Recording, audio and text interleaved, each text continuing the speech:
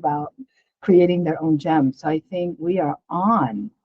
All right. All right, well, happy Friday, folks. So glad you take time to join us. My name is Hoa Tu, Superintendent of Queens North High School, and my partner in magic this morning is Santi Kairasamy. Hello, everyone. Thank you for joining us today. We're going to do a deep dive into AI tools. And yes, Dr. Tu, I think you have some more information to share about the work that you're doing. Yeah, just a funny little bit. We're doing a deep dive in less than an hour. So I don't know how deep we can get, but we're definitely diving into AI. That's what we're going to do. So a little bit about what we're doing. So Queens North covers 25 schools across the northern part. So my little circle may not be geographically correct. Gideon, correct me. But to say that we serve 34,000 students, and really, really excited to share a tool that I believe, on the next slide, I want to share with you. This research was done, but I think you all know this. A lot of principals say there's this huge knowing and doing gap. Like, we all know as leaders that monitoring and evaluating, as per Marzano's leadership responsibility, is the highest leverage as a leader in moving our school community. We also then self-reported that it's the one thing that we do the least of, therefore the gap is the highest. And good news for all of you who are signing in today, Santi's going to show us a way to sort of save time, and then you can get it back to do other fun and exciting leadership things. Yes, thank you, Hoa. So just a little information about myself. My name is Santi Kairasamy, and I'm the founder of a company, Project Recess. We've been serving New York City schools for over 10 years. Currently, we're leading the Google AI training for New York City. So, small task. But yeah, what's interesting is that we've been working with a lot of school leaders, and we ask them, what is the number one thing that you spend most of your time on? And time again, we're hearing these responses that are related to observations. And so I think we're beyond the stage where, we're like wondering about AI. Now we're looking for concrete use cases for it. And so that's the purpose of this session. How can we use this specific tool that is approved for school use in New York City and many other places to address this idea of teacher observations and not only save time, but make your work more efficient, make your work more engaging and better. So before we jump into that, if you've seen this already, pretend you haven't, but feel free to put in the chat or unmute if the spirit moves you. The question is, how many years did it take each new technology to reach 50 million users? And so we have a few at the bottom, and we'll begin with airplanes. Again, feel free to put it in the chat. You can think about it, you can unmute, but how long do you think it took for 50 million people to start using airplanes? Was it 10 years? Was it 20? Was it longer? So think about it, 50 million users, airplanes, it took 68 years to do that. And I'm sure we all will we'll see the trend that's happening. So moving on to the next one, the internet. How long do we think it took 50 million users to start using the internet? So airplanes was 68, the internet, 7 years. And so we're seeing this exponential shift in terms of how quickly adoption rates are happening for these things now. Facebook, if we can go back to 2004, whoever had the original Facebook, how long did it take to reach 50 million users? 3 years. Okay, and lastly, generative AI. And so tools like Gemini, tools like ChatGPT, et cetera, how long did it take to reach 50 million users? 5 weeks. Okay, so that's incredibly dramatic. That's one of the fastest technologies that garnered that many people ever. And why is that? It's because it doesn't matter what your background is, whether you're an educator or an entrepreneur or a chef or a mechanic. These tools can help you not only save time, but as I mentioned, do your work more efficiently and better. Okay, so that being said, Gen AI is changing everything, particularly teaching and learning, and that's the focus of this session today. How can we specifically use this tool, Gemini? Okay, so Gemini, if you've never used it, it's essentially Google's version of ChatGPT. It's Google's chatbot, okay? And it's marketed as your AI-powered assistant for education. And one of the benefits, one of the huge benefits of using this within a school environment, as we can see on the next slide, and it's highlighted in the red rectangle, is that there's data protection in there. And so what do we mean by that? So I'm sure there's a lot of folks here from New York City schools. There may be some friends joining us from outside of our district, but in order for staff and students to use a tool in New York City schools, it needs to go through an incredibly rigorous security process. It's called the IRMA approval process. There are new AI tools coming out every day, but they may not necessarily be safe in terms of your student data, etc. But Gemini and Notebook LM, these tools have gone through that process and they're safe to use. And so we can go all day talking about the benefits of this and that, but the main benefit of using Gemini, and I think there are two main benefits. One, it's safe. Two, you're already using it. I would venture to say that most of your teachers yourselves are using Google Docs to create work. So this creates a seamless, safe experience. Okay. And as I mentioned, Gemini is available for all New York City staff. Superintendent 2 is the superintendent for Queens North High Schools. This is a new offering. So now high school students also can have access to using the Gemini chatbot for their work. And so the reality is students are already using some sort of chatbot. Most likely they're using something that's not approved by New York City, something that's not safe. We've seen some news articles out there about the risks of these chatbots that are out there. But if your high school is interested in having your students gain access to this tool that is safe, that is vetted, I'm going to send my email at the end of this. Feel free to send me an email. And there is a process for opening this up for your students. All right. So there's only an hour. I'm not going to go through all the tools, but Gemini is an incredibly powerful tool. Before we jump into the next thing, I'm going to ask you, think about it. I know that you're here. Some of you may be voluntold. I love these things where your boss tell you, come, I'm talking to you here. Come and maybe you'll get something out of it. Let me pause. We're talking about closing the knowing and doing gap as leaders. And one of the things is writing observations. I'm going to ask you all to think about this. How much time do you spend on average writing one observation? So Cindy, I know you write PPO sometimes, right? For principal, if you write teacher observation, superintendent, if you write the PPOs, how much time? If you, again, if the spirit moves you, unmute, put it in the chat so we get an average of it. So as you think of for me, it takes me about 5 hours to write a PPO from beginning to end. And I'm not a newbie at it.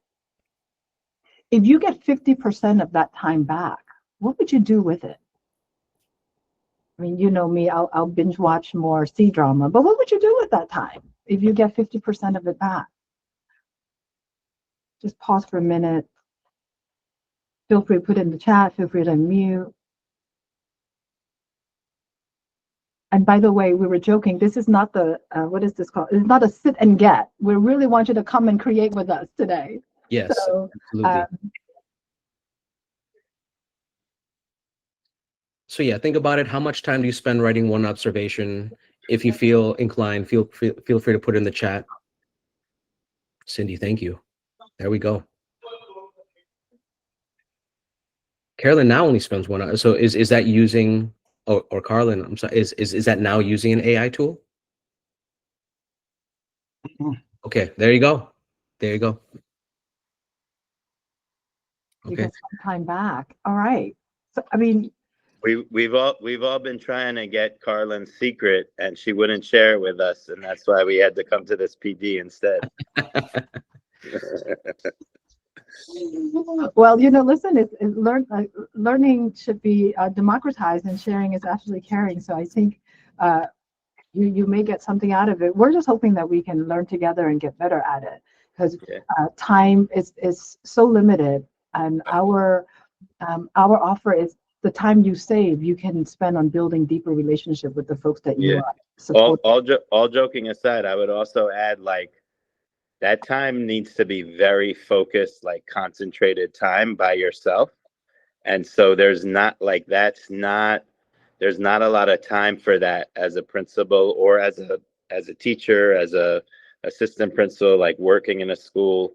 And so all of that time where you really need to close your door and keep other people out is valuable time to be working on and with other people on things that are also important to the school community. So if it's taking 3 hours, that's also maybe 2 hours more than needed that could be applied to meeting with people, collaborating with people, solving other problems where your doors are closed and locked, and you to get them done, you really have to say, like, don't disturb other than an emergency, obviously. So I think there's what is happening within those 3 hours where you close yourself off to get it done is also important to acknowledge the negative impacts that happen on collaboration and with the school when you're really locking yourself in your office to do that, or like if you're doing it after hours on your family life, your mental health, stuff like that. There you go. Thanks, Gideon. It looks like it's averaging about, I don't know, 1.5 to 2 hours. So what if we say to you, it can cut it down to 45 or 30 minutes? Let's see how that's done. Yeah. And yes, Gideon, thank you so much for sharing that. What I appreciate about that is the focus of what do you do with your time back?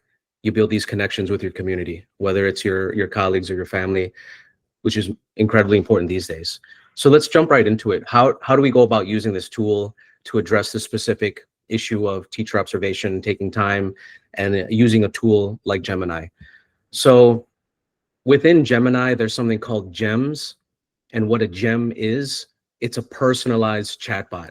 It's a way to pre-install instructions so you don't have to type in the same instructions or prompts over and over again. So think about repetitive tasks that you have to do, such as an observation. That's what a gem is.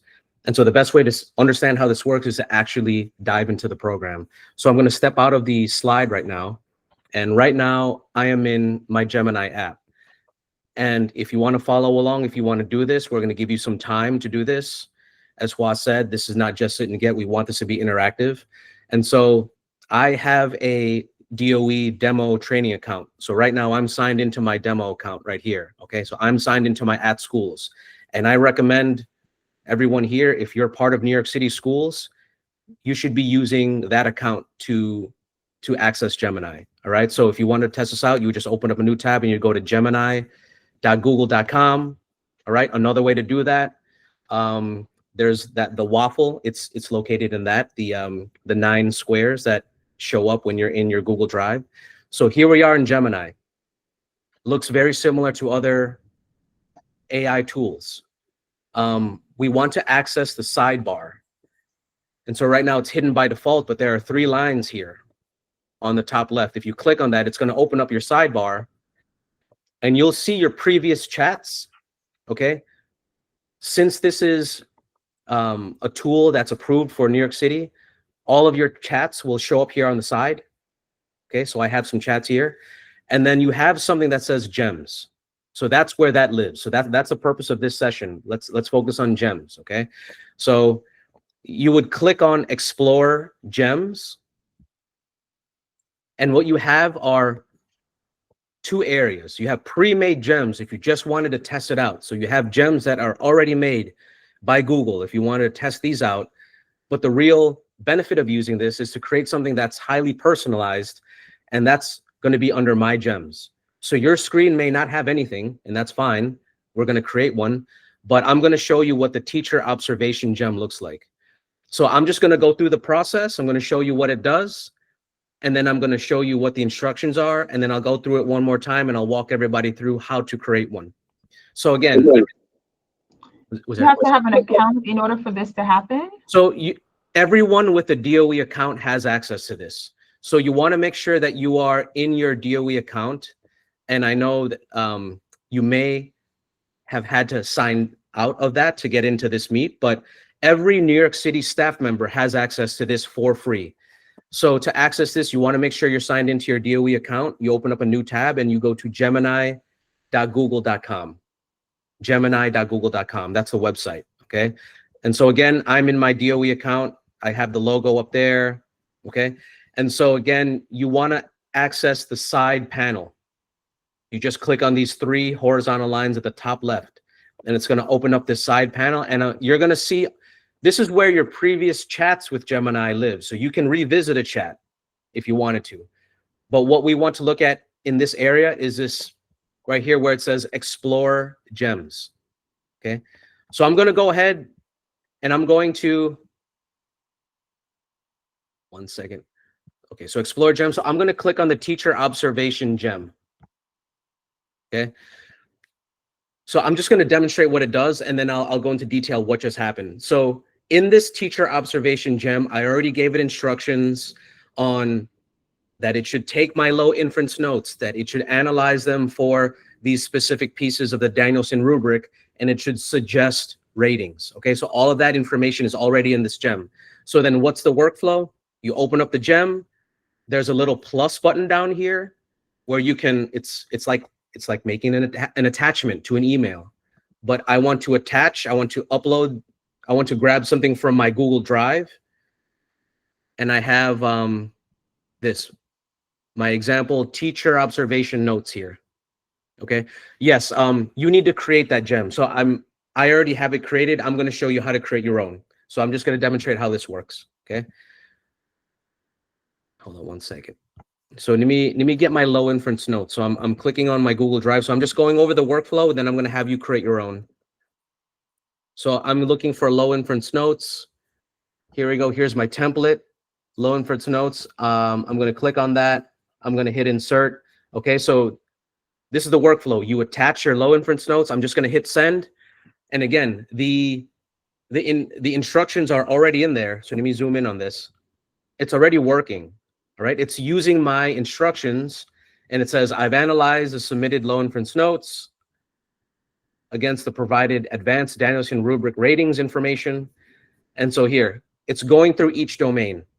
So D1 planning and preparation, the suggested rating for this particular low inference notes template, it's effective, and it's giving us evidence from the notes. It's using AI to analyze the notes that I uploaded, as well as running it through the Danielson rubric that I attached.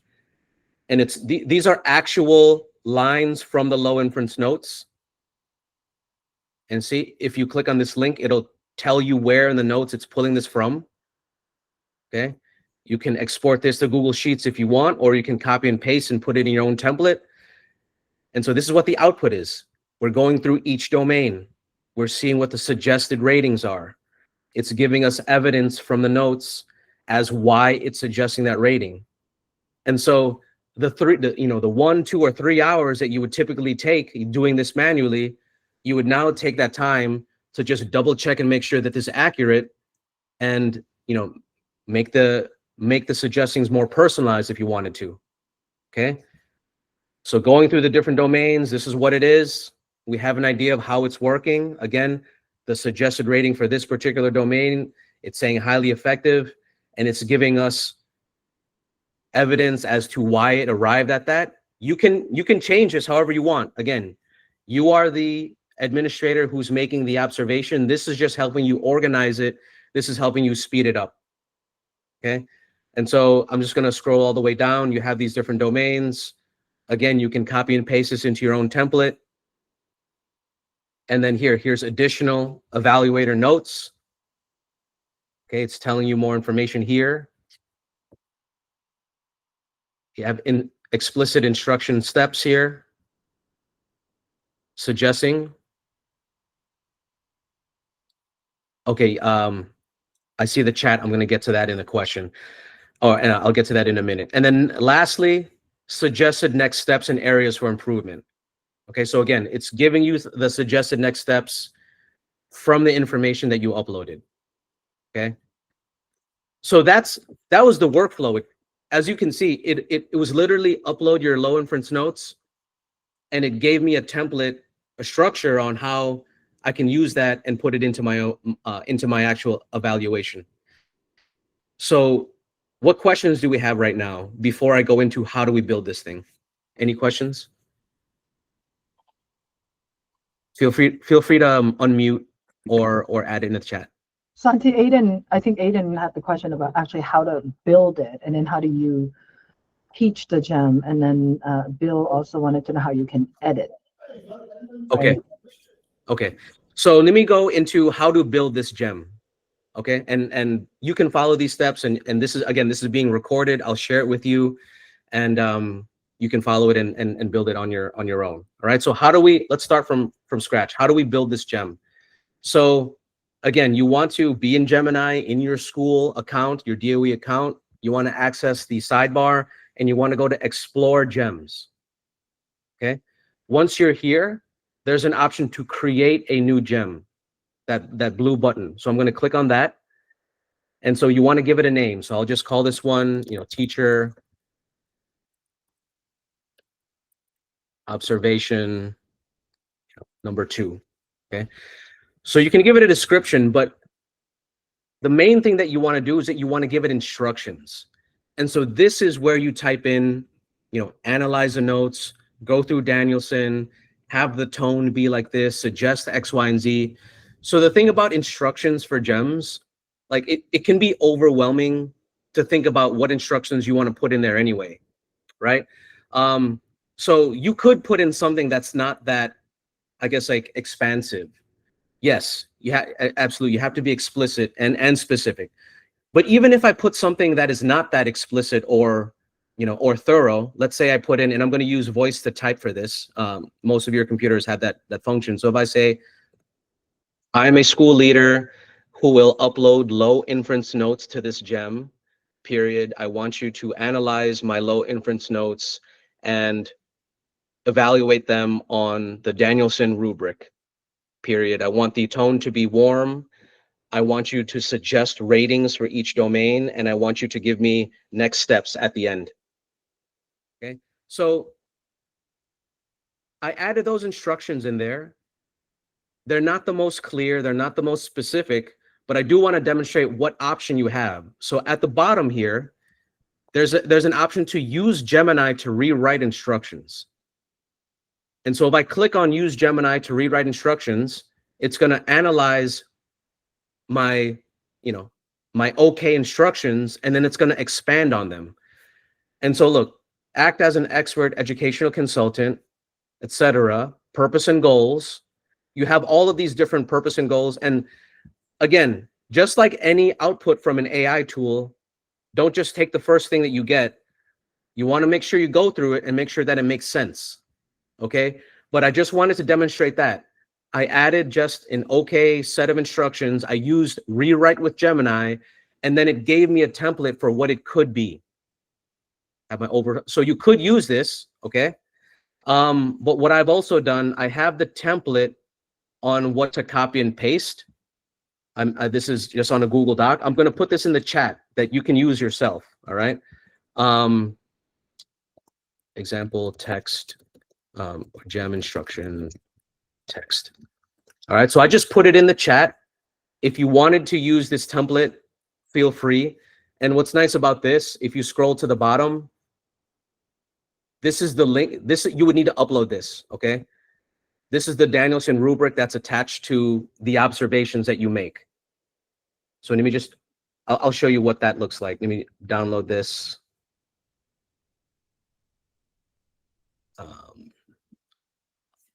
Okay, it's on the desktop. Okay, great. All right, so let me go back to Gemini. Okay, so we're creating the gem. I added the instructions. The last part is you want to upload the Danielson notes as knowledge down here. Okay, so they call it knowledge. It's really a document that's used as a reference for this gem.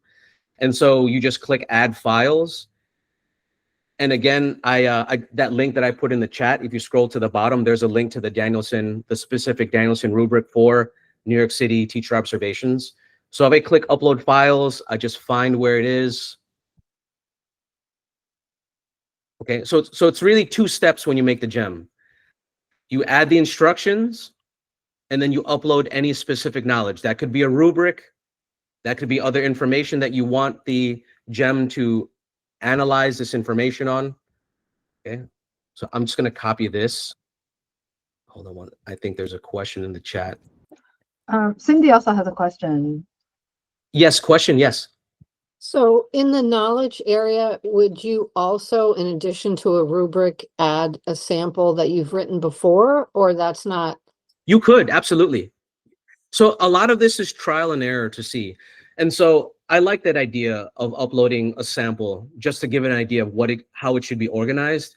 And so, yeah, I would recommend testing that out to see. So in addition to the Danielson rubric, as you said, Cindy, you can upload a sample, I guess like observation, but then you have to be explicit about that in the instructions. You can say, format your output to look like the attached, document that's in the knowledge. So all of these things, like you have to be explicit and tell it what to do. But I do like that idea. So Santi, may Yes. I just sort of Please, check my please. understanding? The way you taught me about using GEM is the instruction essentially is unpacking what's in my brain in writing. So you know how we say to say, okay, how would I do it? I am going to review this note, use the Danielson rubric to evaluate each domain and dimension, propose a rating. Now I want you to write it using the sample I'm going to upload in that format with my logo, whatever you want. So it's essentially unpacking what's in the head, and you have to write it all down. That the first iteration may not be what I like. I can say, okay, now rewrite it. So I would go back to the instruction, edit it, and say rewrite it and use more of my tone. Here are 2 other observations that I've written. Adapt this tone, and we call it training the GEM.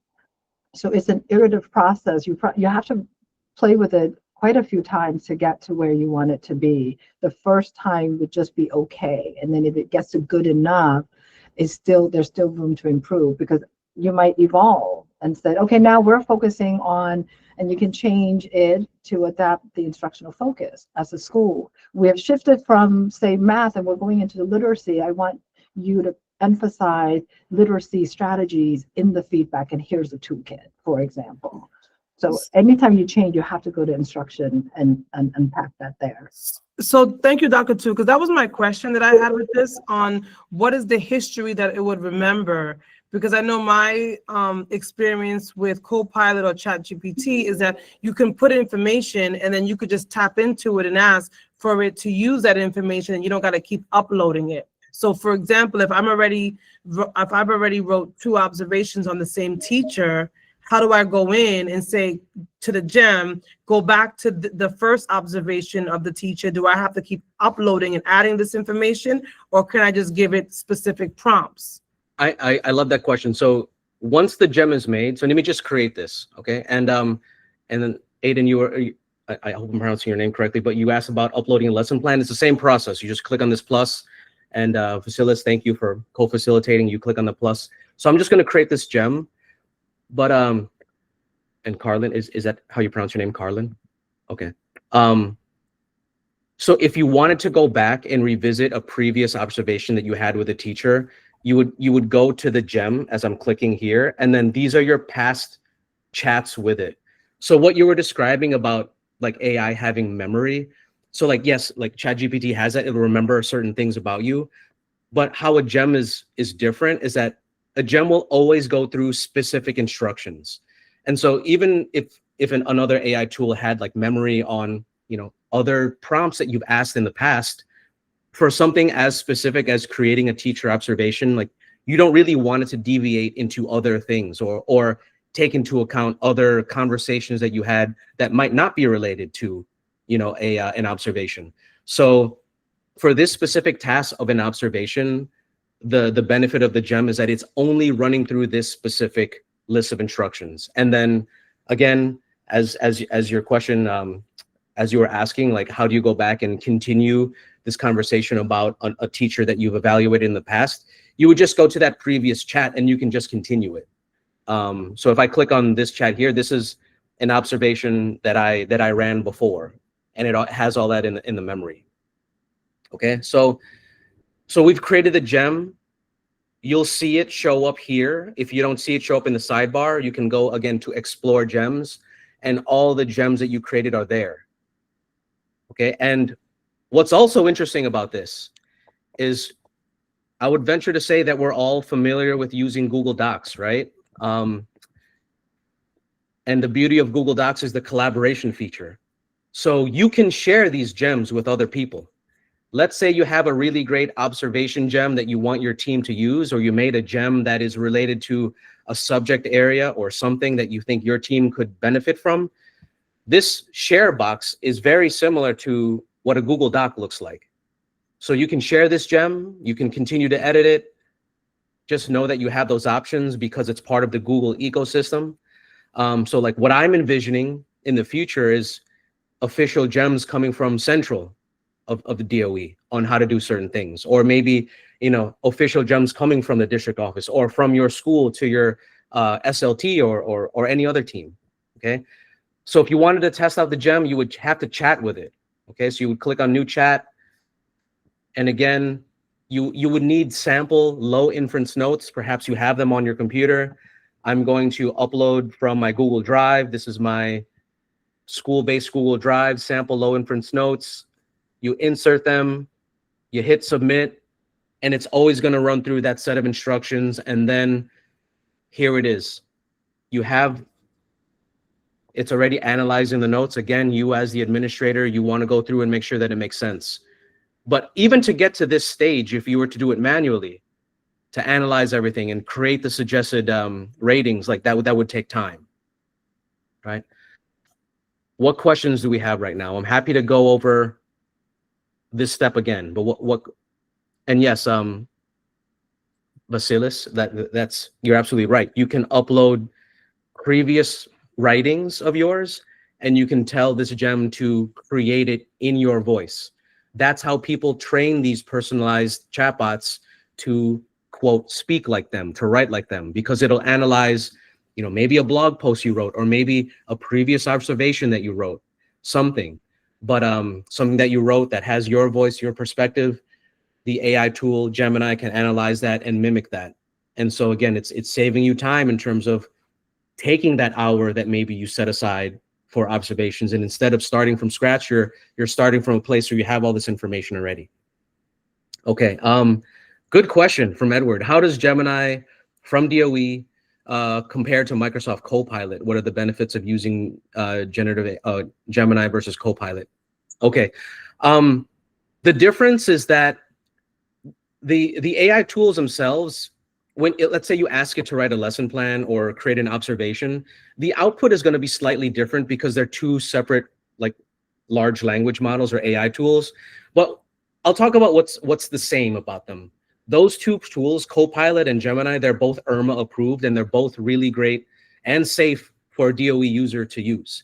What I've heard from other school leaders and educators as well, as for better or worse, you're all forced to use your Outlook email, right? And so if you wanted some integration with your email, Copilot has a benefit because it's linked to your Microsoft account.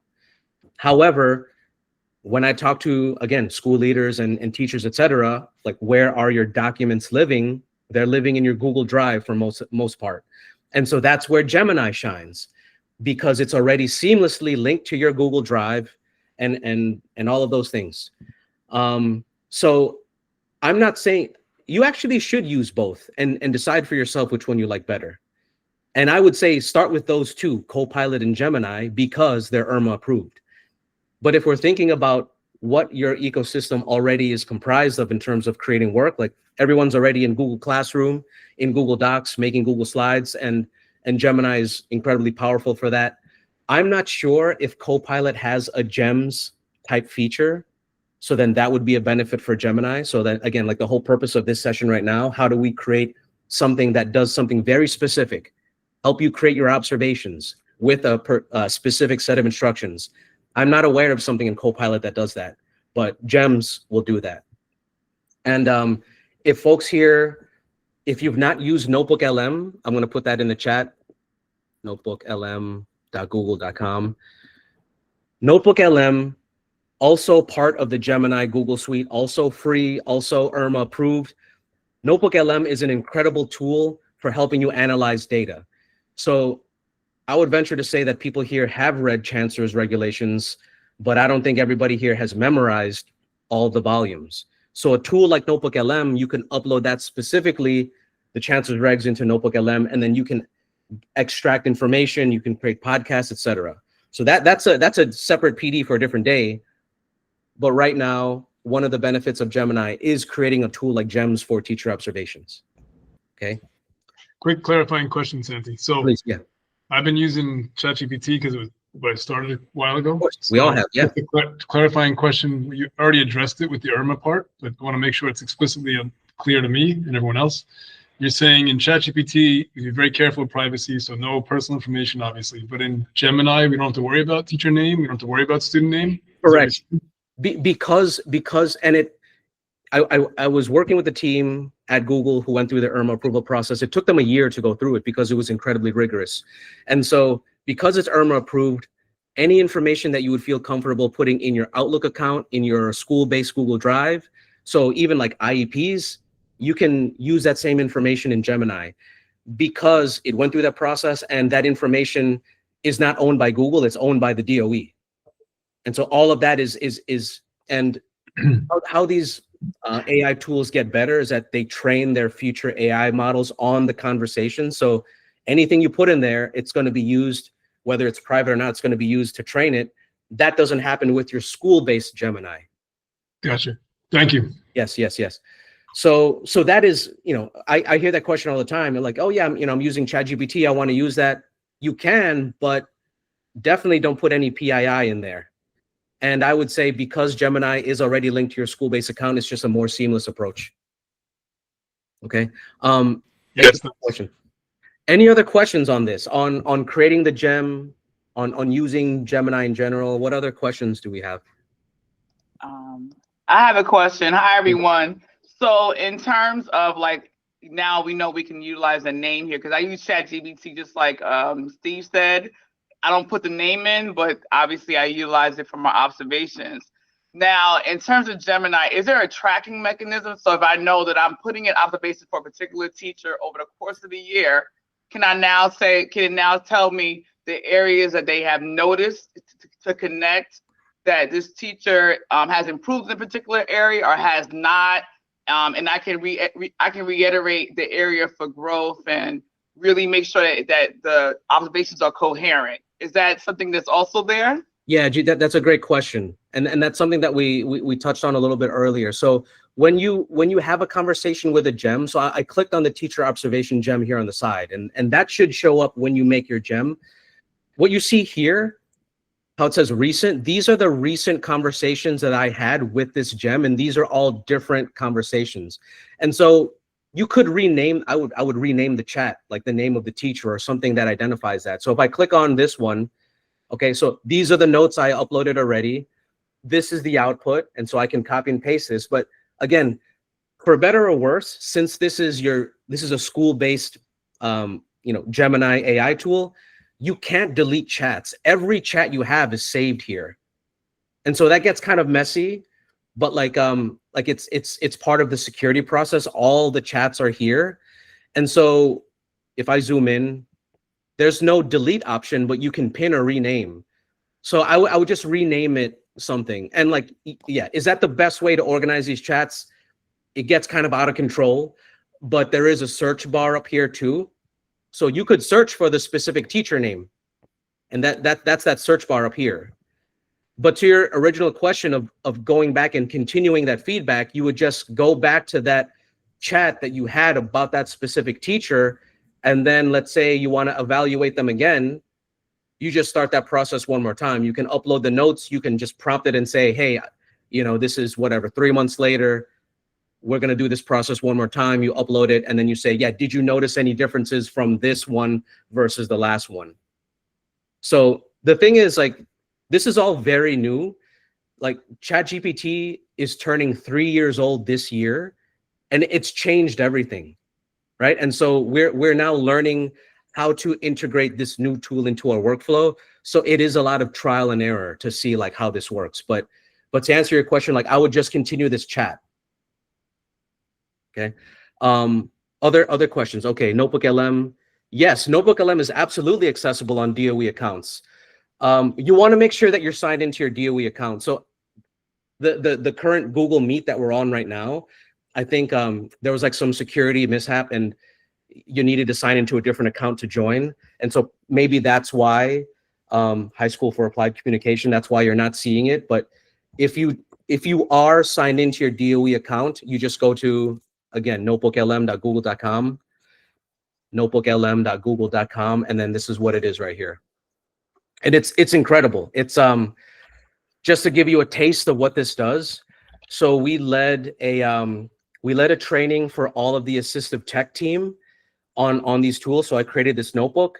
And so the difference between Gemini and Notebook LM is that Gemini, when you ask it a question, it's pulling from every piece of information online and synthesizing it to answer your question, right? So it's pulling from the internet to create your lesson plan or answer your question about, planning your trip to Europe.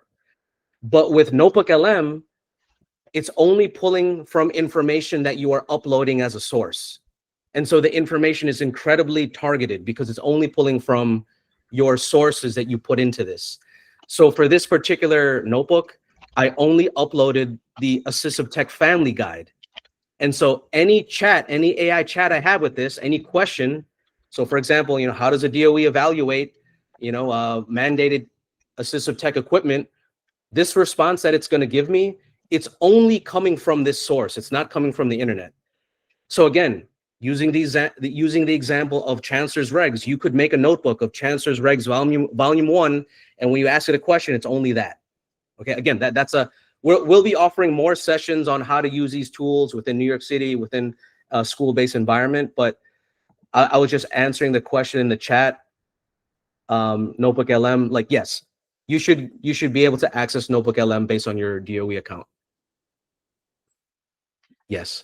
We've talked a lot for the last 16 minutes. I want to make sure that we are turning it over to you. Friends, thank you for joining. This is really our attempt to share the learning because it's so new. Everybody is using it. And what we're trying to do is be responsible and ethical. So we want to get ahead and share information, create spaces for folks to raise concerns. I know some of you are sitting back there having a whole bunch of concerns. Aiden, maybe you would be so kind to share yours. And this is for us to all learn because we have incredible brain power in this space, right? We have deputy superintendents, EDs, principals, superintendents, APs. This is really for you. Yeah. So what other questions or concerns are going through people's minds as we're discussing these tools?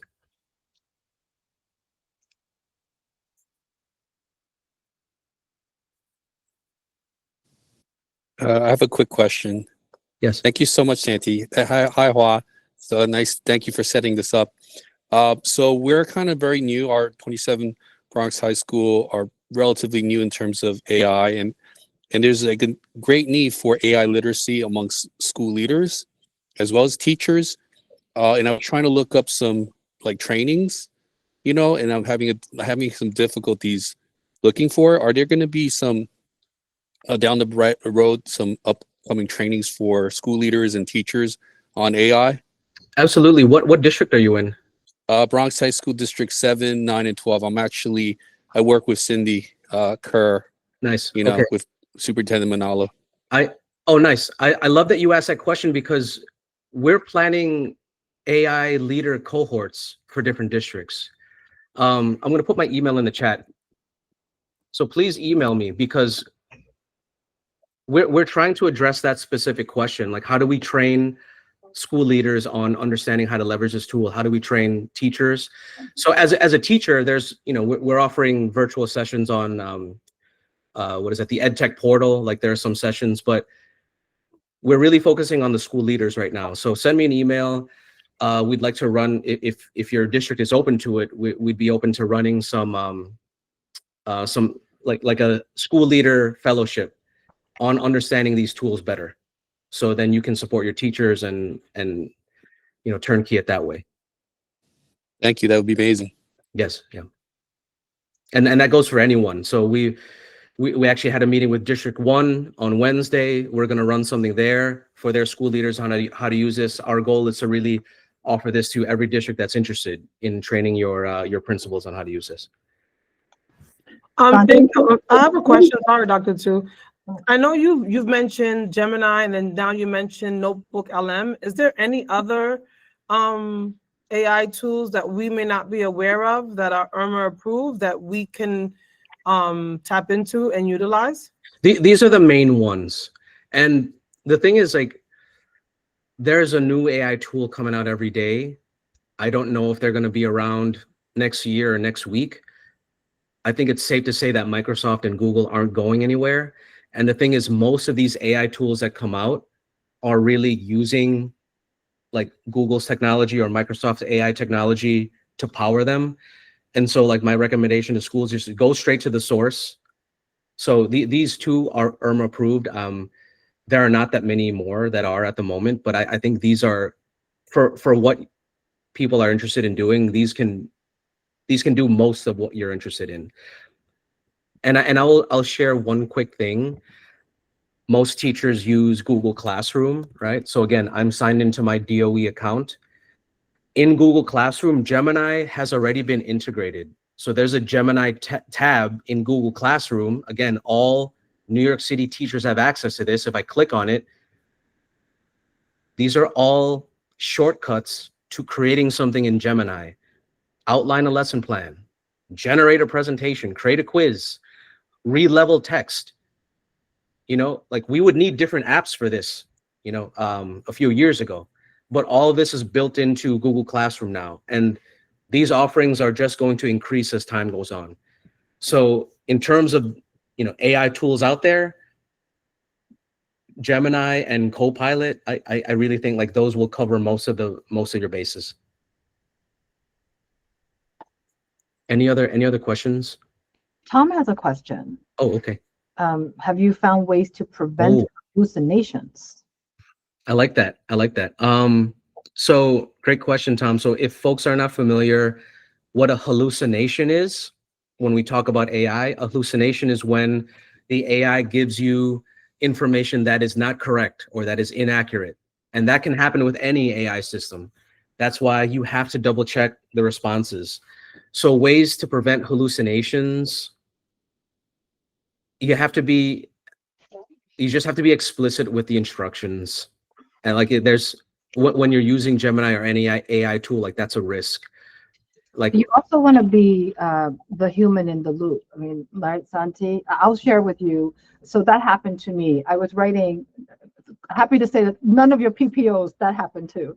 But I was writing a PPO and I was reading it over and I was like, no, this didn't happen. It put something in that it didn't happen. And I thought I was hallucinating. So I had to verify it. So I'm the human in the loop. I'm reading my own writing. I'm like, AI, you're tricking me on purpose. I called the principal and I said, did this happen? Did you say this to me or did I imagine it? And you know, you all are very kind to me. I appreciate you so much. And this person said, nope, you made it up. Didn't happen. So that's the human in the loop process. You have to verify it. I had to go back and verify everything that I put in. The only way, Tom, is that you have to be the human in the loop. We should publish nothing without us, our own like physical eyes going through it and saying, yep, this is good enough. Otherwise, yeah, like you'll suffer from hallucination and you won't know it. There's no other way. Absolutely, Hawa, that's correct. So you have to double check and also take advantage of the linked sources in there.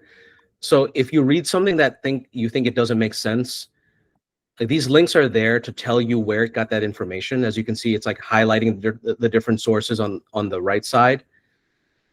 So you want to check and make sure that it's correct. So it's going to pull up the template and you can go to and see where it's, you know, where it got that information from. So hallucinations are a risk.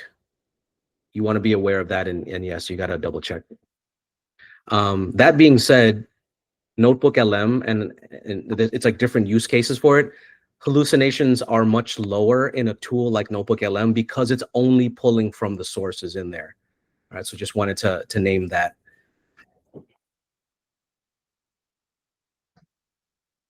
Any other questions that people have?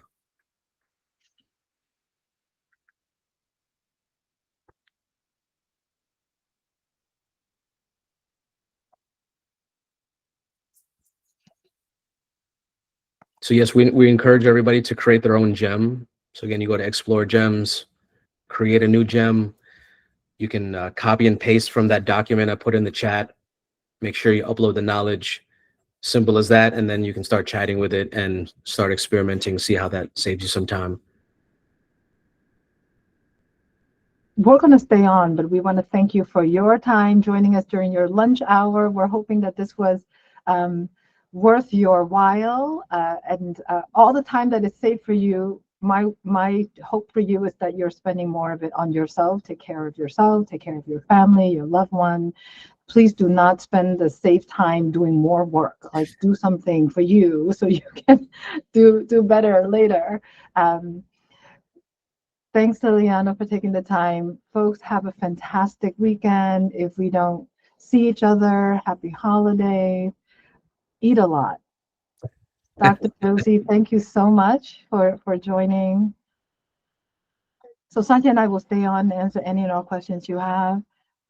Thank you all. We'll have another one of these. This is part of my Google Fellowship. So we'll do more with closing the Knowing Doing gap next time. If you have feedback for us or content you want to see or other people you want to hear from, Santi's doing this out of the kindness of his heart and really